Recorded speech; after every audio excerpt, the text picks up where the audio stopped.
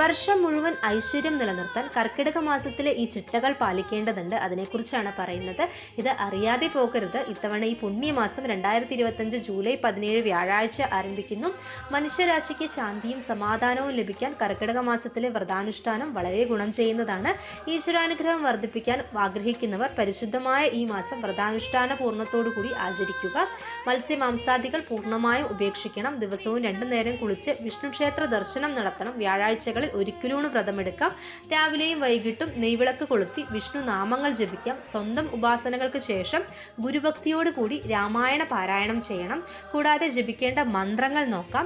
ഓം നമോ നാരായണായ, ഓം നമോ ഭഗവതേ വാസുദേവായ, ഓം വിഷ്ണവേ നമഃ, ഹരേ രാമ രാമ രാമ ഹരേ ഹരേ, ഹരേ കൃഷ്ണ കൃഷ്ണ കൃഷ്ണ ഹരേ ഹരേ എന്നീ നാമങ്ങളെല്ലാം ജപിക്കാവുന്നതാണ്. 36 വീതം 2 നേരവും ജപിക്കുക.